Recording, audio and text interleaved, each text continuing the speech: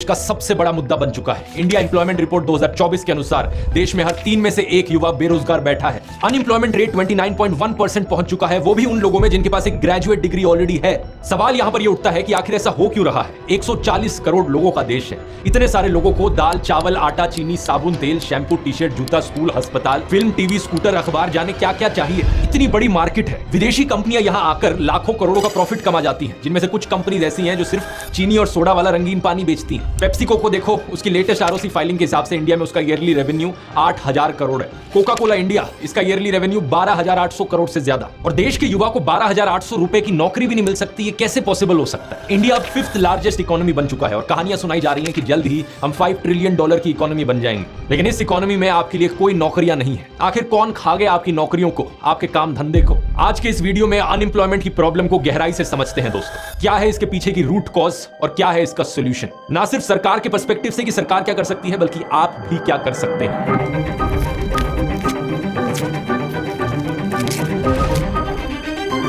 सबसे पहले सरकार की क्लास लगाते हैं। प्रधानमंत्री मोदी ने करोड़ों जॉब्स देने की प्रॉमिस करी थी, क्या आपको याद है दोस्तों। लेकिन हमारे कुछ मीडिया चैनल्स की माने तो उन्होंने यह वादा कभी किया ही नहीं था। मजाक नहीं कर रहा, एबीपी न्यूज ने इसको लेकर एक फैक्ट चेक किया था। उन्होंने कहा कि पीएम मोदी ने तो सिर्फ इतना कहा कि कांग्रेस ने रोजगार नहीं दिया। उन्होंने ये थोड़ी कहा कि हम रोजगार देंगे। या बीजेपी चुनावी वायदे के तौर पर कहीं कभी देश को हर साल 2 करोड़ नौकरी देने का वायदा नहीं किया था। इसीलिए मोदी सरकार पर हर साल 2 करोड़ नौकरी न दे पाने का आरोप झूठा साबित हुआ है।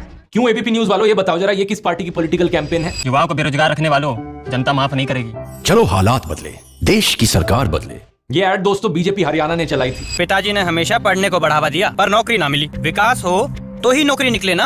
इब जाग उठा है हरियाणा। आज की सच्चाई पता है क्या है। मुझे बड़ा दुख होता है बताते हुए दोस्तों, इन्होंने हरियाणा को बेरोजगारी में नंबर 1 बना दिया। दिसंबर 2022 के सीएमआई डेटा के अनुसार हरियाणा में अनएम्प्लॉयमेंट 37.4% पर है, यानी कि पूरे देश में सबसे ज्यादा अनएम्प्लॉयमेंट यहाँ है। लेकिन बात सिर्फ हरियाणा की नहीं है, क्योंकि प्रधानमंत्री मोदी ने जगह जगह जाकर बार बार जॉब्स का वादा किया था। इस 8 साल पुरानी क्लिप को देखो। हमने मेक इन इंडिया का अभियान चलाया है और नौजवान अपने ही इलाके में रोजगार कमाए ताकि शाम को अपने माँ बाप के पास जाकर के बैठ सके। इन न्यूज चैनल वालों को ये 7 साल पुरानी क्लिप भी देखनी चाहिए, जहां पर प्रधानमंत्री 1 बिलियन नौकरियों की बात कर रहे हैं। Our aim is to create jobs for more than 1 billion young hands. हमारे ये सारे टीवी न्यूज चैनल्स या तो बेरोजगारी की बात करेंगे ही नहीं, और अगर करेंगे तो पूरा खून पसीना बहा देंगे सरकार की इमेज बचाने में। जैसे कि इन सुधीर चौधरी को देख लो, इन्होंने करीब 1 साल पहले ये प्रोग्राम किया, सबको सरकारी नौकरी क्यों चाहिए। या आम जनता को ही डांटने लग गए, कहने लगे कि तुम्हें सरकारी नौकरी इसलिए चाहिए क्योंकि तुम्हें ऊपर की कमाई करनी है, यानी रिश्वत लेनी है। सरकारी नौकरियों की चाहत के पीछे एक बड़ी वजह रिश्वत भी है। सरकारी नौकरी में अगर पैसा कम भी हो, तब भी कई कर्मचारी रिश्वत लेकर अच्छा खासा पैसा कमा लेते हैं। और 2019 में हुए एक सर्वे में हर 2 में से 1 भारतीय ने